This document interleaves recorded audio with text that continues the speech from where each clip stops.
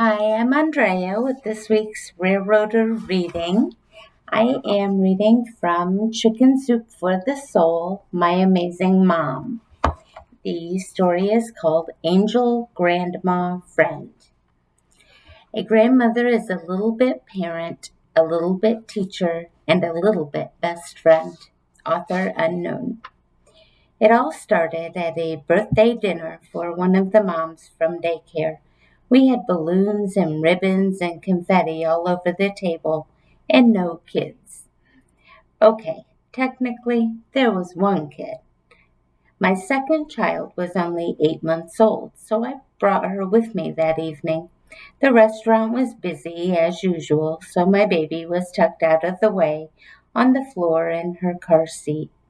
I was happy to be out for a nice dinner with friends, and I didn't mind that I would only be able to half participate.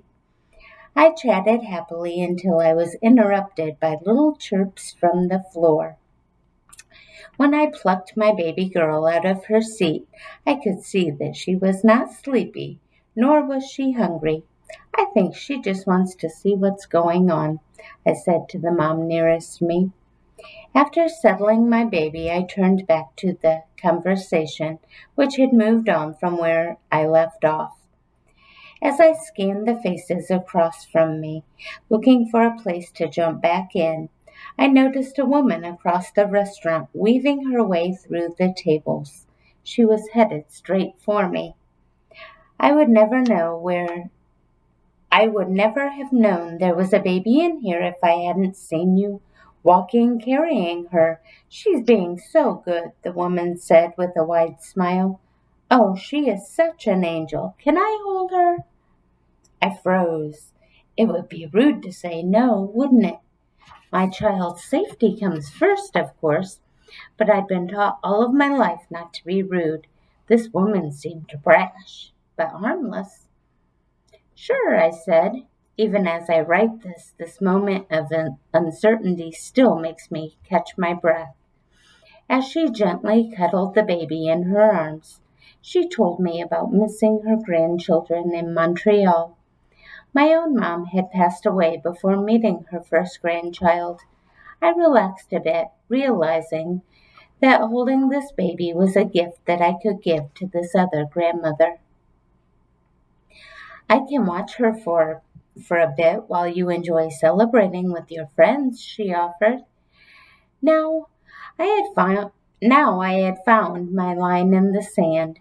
No, this was not an option. That's a wonderful offer, I managed, but I'll have to feed her in a few minutes anyway. Thanks, though. Not put off in the least, the woman took a few more moments to enjoy snuggles, then returned my baby to me. If you ever need a surrogate grandma, please give me a call, she said, handing me her number. Au revoir. Au revoir. We have a supportive family on both sides, but we live on Vancouver Island, and our aunts, uncles, and grandparents are scattered across Canada, spread from the east coast to the prairies to the west coast. I know that it takes a village to raise a child. I chose to reach out rather than retreat. Prior to this, I had seriously considered checking out the local resources for surrogate grandmas, but had never actually done anything about it. Now I had one drop in my lap. Could it be that easy? I agonized over that phone number, like a teen agonizing over a crush. A few weeks later, I called her. Hi, Dee. Remember me? Am I baby girl from the restaurant in Coombs? Much to my surprise, it was that easy. In no time, we had arranged a play date in the park. Dee, my two children, and me. And then another date for coffee and a muffin at a cafe. And then one at the beach, and another. And then I agonized over how easy it was, how easily this random person fit into our family's life. If it seems too good to be true, it probably is. I thought on many occasions, but I resisted the thought and continued on this journey despite my misgivings. And that's how Dee became our surrogate grandma.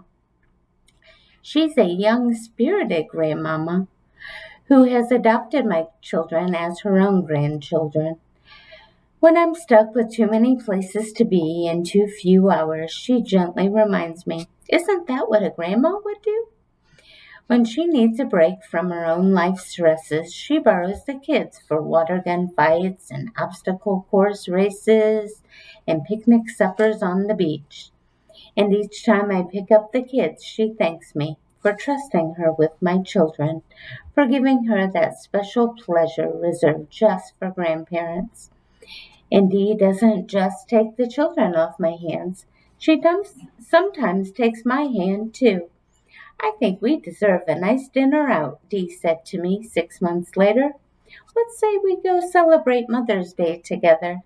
So we did. We enjoyed a glass of wine, an unhurried meal, and easy conversation. A year later, Dee insisted that my partner and I needed some time away from the kids. Go, make a reservation. Just let me know the dates and make it happen. So I did.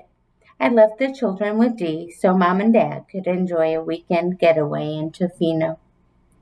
It's been nearly 2 years since that fateful meeting at the restaurant. If I had brushed off this perfect stranger, I would never have Dee. She often reminds me, bluntly but firmly, what a wonderful family I have and how lucky I am. There is no question I made the right decision in the restaurant to trust that there are good people in the world, and maybe even angel friend grandmas among us. I'm learning from Dee so I can be someone's surrogate grandma one day too. This was written by Nicole Makowski. I hope you enjoyed it. Have a great week. Bye.